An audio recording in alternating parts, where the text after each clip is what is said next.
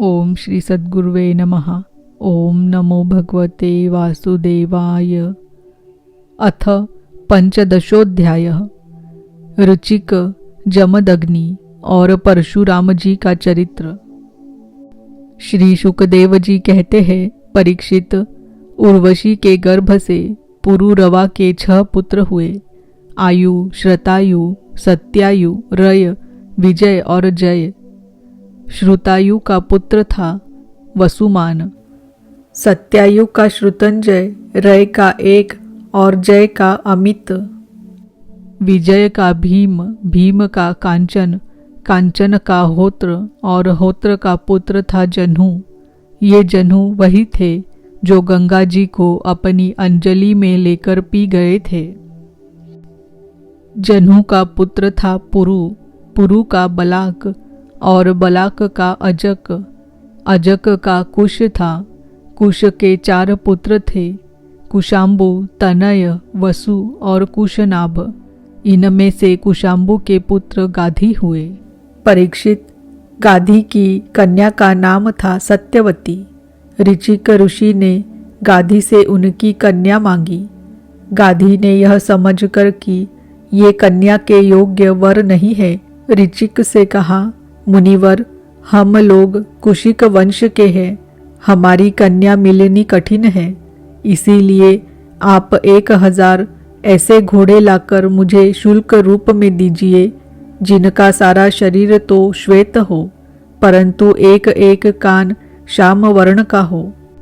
जब गाधी ने यह बात कही, तब रुचिक मुनि उनका आशय समझ गए और वरुण के पास जाकर वैसे ही घोड़े ले आए तथा उन्हें देकर सुंदरी सत्यवती से विवाह कर लिया। एक बार महर्षि रुचिक से उनकी पत्नी और सास दोनों ने ही पुत्र प्राप्ति के लिए प्रार्थना की। महर्षि रुचिक ने उनकी प्रार्थना स्वीकार करके दोनों के लिए अलग अलग मंत्रों से चरु पकाया और स्नान करने के लिए चले गए।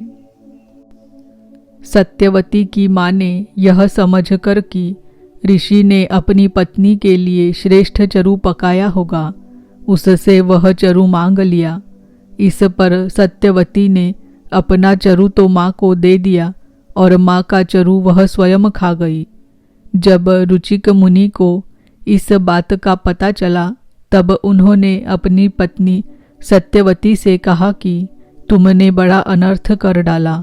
अब तुम्हारा पुत्र तो लोगों को दंड देने वाला घोर प्रकृति का होगा और तुम्हारा भाई होगा एक श्रेष्ठ ब्रह्मवेत्ता। सत्यवती ने रुचिक मुनि को प्रसन्न किया और प्रार्थना की कि स्वामी, ऐसा नहीं होना चाहिए। तब उन्होंने कहा, अच्छी बात है, पुत्र के बदले तुम्हारा पौत्र वैसा घोर प्रकृति का होगा। समय पर सत्यवती के गर्भ से जमदग्नि का जन्म हुआ। सत्यवती समस्त लोकों को पवित्र करने वाली परम पुण्यमयी कौशिकी नदी बन गई। रेणु ऋषि की कन्या थी रेणुका। जमदग्नि ने उसका पानी ग्रहण किया। रेणुका के गर्भ से जमदग्नि ऋषि के वसुमान आदि कई पुत्र हुए। उनमें सबसे छोटे परशुराम जी थे। उनका यश सारे संसार में प्रसिद्ध है। कहते हैं कि हय वंश का अंत करने के लिए स्वयं भगवान ने ही परशुराम के रूप में अंशावतार ग्रहण किया था। उन्होंने इस पृथ्वी को 21 बार क्षत्रियहीन कर दिया। यद्यपि क्षत्रियों ने उनका थोड़ा सा ही अपराध किया था, फिर भी वे लोग बड़े दुष्ट, ब्राह्मणों के अभक्त, रजोगुणी और विशेष करके तमोगुणी हो रहे थे। यही कारण था कि वे पृथ्वी के भार हो गए थे और इसी के फलस्वरूप भगवान परशुराम ने उनका नाश करके पृथ्वी का भार उतार दिया। राजा परीक्षित ने पूछा, भगवान, अवश्य ही उस समय के क्षत्रिय विषय लोलुप हो गए थे, परंतु उन्होंने परशुराम जी का ऐसा कौन सा अपराध कर दिया जिसके कारण उन्होंने बार बार क्षत्रियों के वंश का संहार किया। श्री शुकदेव जी कहने लगे, परीक्षित, उन दिनों है वंश का अधिपति था अर्जुन। वह एक श्रेष्ठ क्षत्रिय था। उसने अनेकों प्रकार की सेवा शुश्रूषा करके भगवान नारायण के अंशावतार दत्तात्रेय जी को प्रसन्न कर लिया और उनसे 1000 भुजाएं तथा कोई भी शत्रु युद्ध में पराजित न कर सके यह वरदान प्राप्त कर लिया। साथ ही इंद्रियों का अबाध बल, अतुल संपत्ति, तेजस्विता, वीरता, कीर्ति और शारीरिक बल भी उसने उनकी कृपा से प्राप्त कर लिए थे। वह योगेश्वर हो गया था। उसमें ऐसा ऐश्वर्य था कि वह सूक्ष्म से सूक्ष्म, स्थूल से स्थूल रूप धारण कर लेता। सभी सिद्धियां उसे प्राप्त थी। वह संसार में वायु की तरह सब जगह बेरोक टोक विचरा करता। एक बार गले में वैजयंती माला पहने सहस्त्रबाहु अर्जुन बहुत सी सुंदरी स्त्रियों के साथ नर्मदा नदी में जल विहार कर रहा था। उस समय मदोन्मत्त सहस्त्रबाहु ने अपनी बाहों से नदी का प्रवाह रोक दिया। दशमुख रावण का शिविर भी वही कहीं पास में ही था। नदी की धारा उल्टी बहने लगी, जिससे उसका शिविर डूबने लगा। रावण अपने को बहुत बड़ा वीर तो मानता ही था, इसीलिए सहस्त्रार्जुन का यह पराक्रम उससे सहन नहीं हुआ। जब रावण सहस्त्रबाहु अर्जुन के पास जाकर बुरा भला कहने लगा, तब उसने स्त्रियों के सामने ही खेल खेल में रावण को पकड़ लिया और अपनी राजधानी महिष्मती में ले जाकर बंदर के समान कैद कर लिया। पीछे पुलस्त जी के कहने से सहस्त्रबाहु ने रावण को छोड़ दिया। एक दिन सहस्त्रबाहु अर्जुन शिकार खेलने के लिए बड़े घोर जंगल में निकल गया था। दैववश वह जमदग्नि मुनि के आश्रम पर जा पहुंचा। परम तपस्वी जमदग्नि मुनि के आश्रम में कामधेनु रहती थी। उसके प्रताप से उन्होंने सेना, मंत्री और वाहनों के साथ हैहयाधिपति का खूब स्वागत सत्कार किया। वीर हैहयाधिपति ने देखा कि जमदग्नि मुनि का ऐश्वर्य तो मुझसे भी बढ़ा चढ़ा है, इसीलिए उसने उनके स्वागत सत्कार को कुछ भी आदर न देकर कामधेनु को ही ले लेना चाहा। उसने अभिमानवश जमदग्नि मुनि से मांगा भी नहीं। अपने सेवकों को आज्ञा दी कि कामधेनु को छीन ले चलो। उसकी आज्ञा से उसके सेवक बछड़े के साथ बाबा डकराती हुई कामधेनु को बलपूर्वक माहिष्मतीपुरी ले गए। जब वे सब चले गए तब परशुराम जी आश्रम पर आए और उसकी दुष्टता का वृत्तांत सुनकर चोट खाए हुए सांप की तरह क्रोध से तिलमिला उठे। वे अपना भयंकर फरसा, तरकस, ढाल एवं धनुष लेकर बड़े वेग से उसके पीछे दौड़े, जैसे कोई किसी से न दबने वाला सिंह हाथी पर टूट पड़े।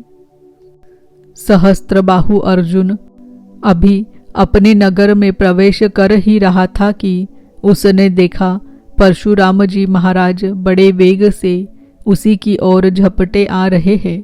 उनकी बड़ी विलक्षण झांकी थी।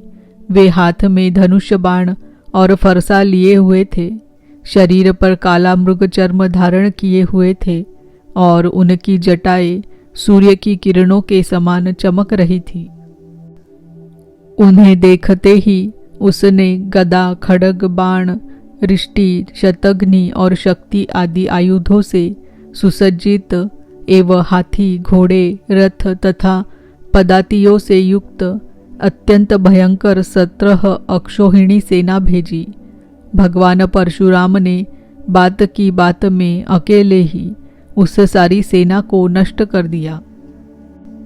भगवान परशुराम जी की गति मन और वायु के समान थी। बस वे शत्रु की सेना काटते ही जा रहे थे। जहाँ जहाँ वे अपने फरसे का प्रहार करते वहाँ वहाँ सारथी और वाहनों के साथ बड़े बड़े वीरों की बाहें, जांघें और कंधे कट कट कर पृथ्वी पर गिरते जाते थे। हैहयाधिपति अर्जुन ने देखा कि मेरी सेना के सैनिक, उनके धनुष, ध्वजाएं और ढाल भगवान परशुराम के फरसे से और बाणों से कट कट कर खून से लथपथ रणभूमि में गिर गए हैं। तब उसे बड़ा क्रोध आया और वह स्वयं भिड़ने के लिए आ धमका।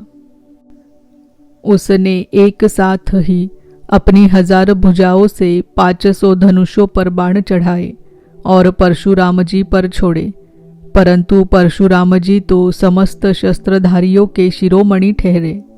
उन्होंने अपने एक धनुष पर छोड़े हुए बाणों से ही एक साथ सबको काट डाला।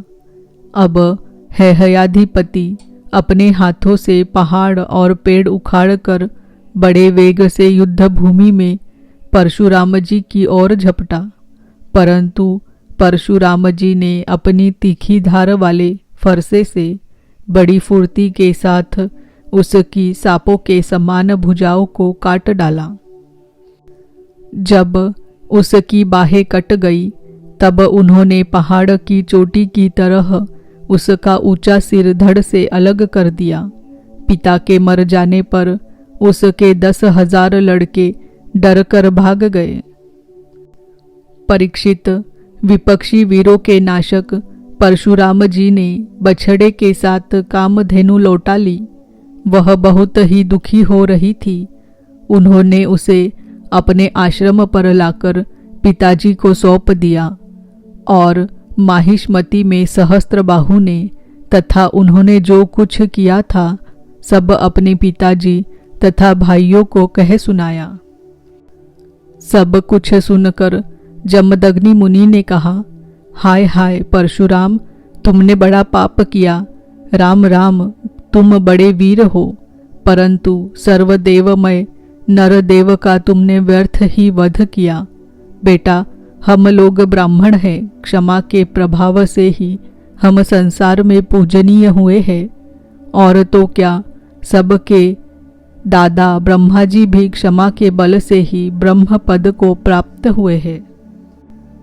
ब्राह्मणों की शोभा क्षमा के द्वारा ही सूर्य की प्रभा के समान चमक उठती है। सर्वशक्तिमान भगवान श्री हरि भी क्षमावानों पर ही शीघ्र प्रसन्न होते हैं। बेटा, सार्वभौम राजा का वध ब्राह्मण की हत्या से भी बढ़कर है। जाओ, भगवान का स्मरण करते हुए तीर्थों का सेवन करके अपने पापों को धो डालो। इति श्रीमद्भागवते महापुराणे पारमहंस्यां संहितायां नवम स्कंधे पंचदशो अध्याय। ओम नमो भगवते वासुदेवाय। ओम नमो भगवते वासुदेवाय। ओम नमो भगवते वासुदेवाय।